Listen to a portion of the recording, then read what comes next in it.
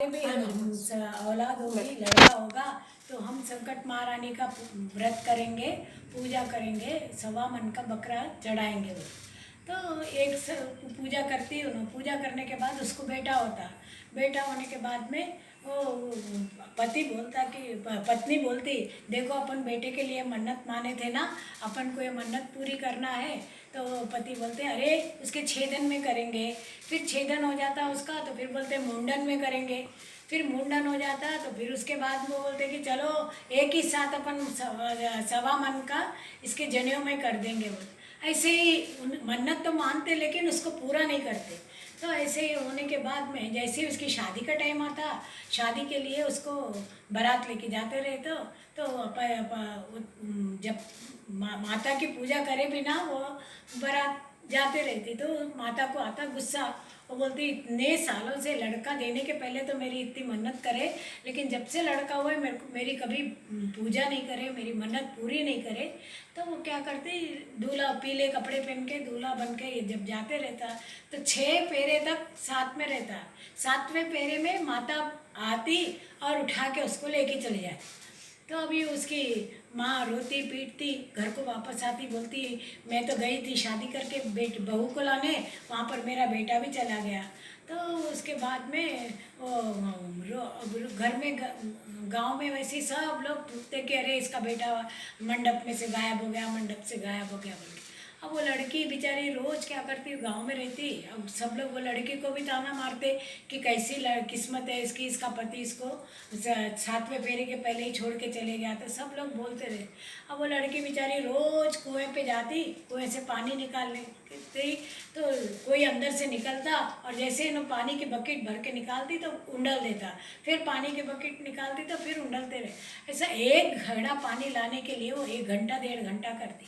तो उसकी माँ को बहुत दुख लगता। वो बोलती क्या बात है बाबा, एक तो पहले तेरी शादी नहीं हो सकी और पति तेरा गायब हो गया, और दूसरा तू कुएं के पास जाके 1-1 घंटा करके आती, लोग लांछन लगाएंगे, बोलेंगे कि कहाँ क्या कर रही बोलकर।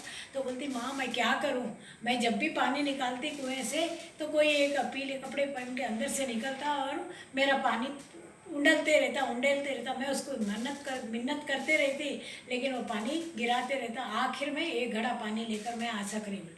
तो कल पूछ उसको क्या बात है, तुम कौन हो, तुम क्यों ऐसा सता रहे हैं हमको। तो उन्हें दूसरे दिन फिर ऐसे आता। तो वही संकट महारानी अंदर से आती, वही पीले कपड़े पहन के दूल्हे के वेश में, और आए तो बोलती क्यों क्या बात है, आप ऐसा क्यों कर रहे हैं मेरे साथ। तो बोली देखो तुम्हारी सासू है ना वो, और सास ससुर तुम्हारे मन्नत किए थे तुम्हारे पति के पैदा होने के पहले कि मेरा लड़का होगा तो मैं संकट महारानी का व्रत करूंगा और 1.25 मन का बकरा चढ़ाऊंगा। लेकिन उन्होंने मन्नत पूरी नहीं की, इसीलिए महारानी आकर तुम्हारे पति को लेकर चली गई 7वें फेरे के पहले में।